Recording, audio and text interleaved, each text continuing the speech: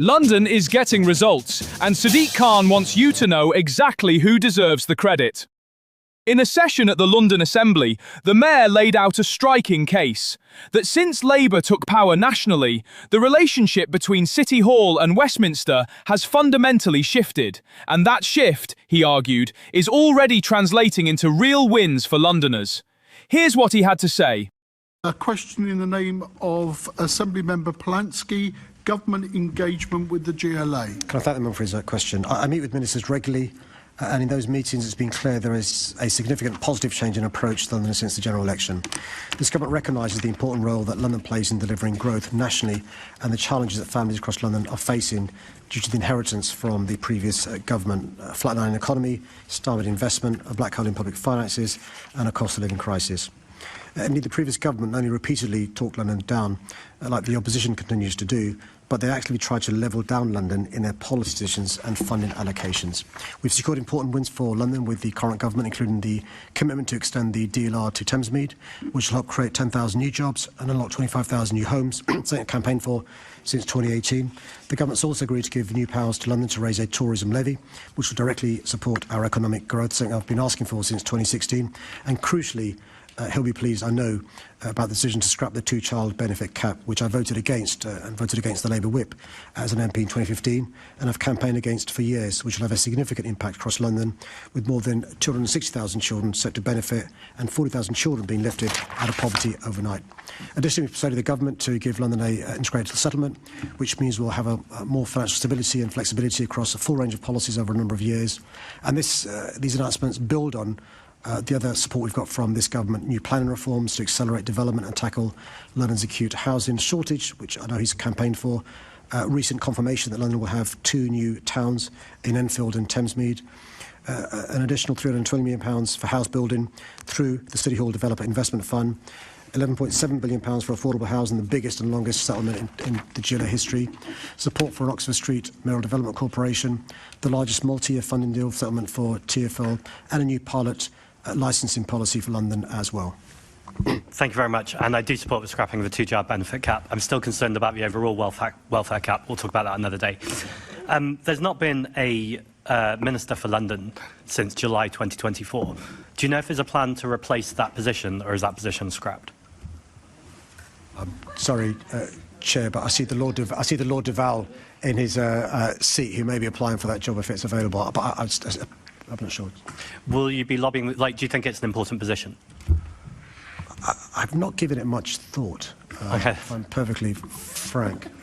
Is there a different relationship that you have with the London, with the cabinet, than when you had that minister? Because presumably you would go to that minister for a issue around London, or do you always go direct to the portfolio minister? Yeah, it's a good question. So when there was a Conservative government, the Minister for London was useful as a shop steward for London, if you like, or somebody who could go to try and get blockages unblocked. So in addition to writing directly to, for example, the Chancellor, I'd copy the Minister for London, even though there may have been a junior minister, because they could then try and get the message also to the relevant member of government. I say in a respectful way, there is no need at the moment for a middle man or woman, because we've got direct access to the government. And also, which is an important game changer, our officials work much more closely with government officials, because politicians have not said you can't speak to them. So as an example, you know, DFT officials, Treasury officials, MHCLG officials have probably worked closer with our officials over the last year than all the previous 8 years put together, because politicians aren't blocking them from doing so. That's helpful to know. Thanks for the clarity. After COP, you said that we have no time to act on climate change. And you also talked about we need to act now, ultimately. In your manifesto, you talk about retrofitting being one of the most important things to tackle the climate crisis. But we know this government is delaying the Warmer Homes Plan. The whole retrofit sector is saying this is problematic in terms of jobs, in terms of security, and having a long-term plan. How much trust do you have in the government in this Warmer Homes Plan to get homes retrofitted for London? So thanks for the question. I appreciate the context of the fiscal constraints the government has. Notwithstanding that, I was really pleased that an additional £1.5 billion was announced recently in terms of the Warmer Homes plan. We've already been allocated last year almost £280 million towards this initiative. This is the big game changer. in terms of energy efficiency, retrofitting homes. And so we are lobbying the government for acceleration. There'll be a further tranche of money announced, we think, next year in terms of an integrated settlement for this scheme. It can't come soon enough because we've got to get going now. He's previously raised the important issue of skills.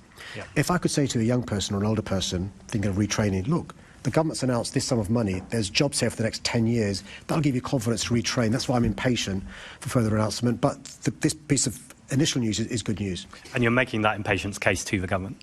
Yeah, they've set aside a sort of £3.5 billion for a number of years. We want to be able to bid for that now to get certainty for the next few years so we can then give certainty to people to retrain developers and councils as well. By the way, just London Council deserve huge credit. They've worked with us to set aside a pot of money to make sure council homes can be made more energy efficient sooner rather than later. Thank you very much. Merry Christmas to you and your family. Thanks, Chair. Bless you. Thank you.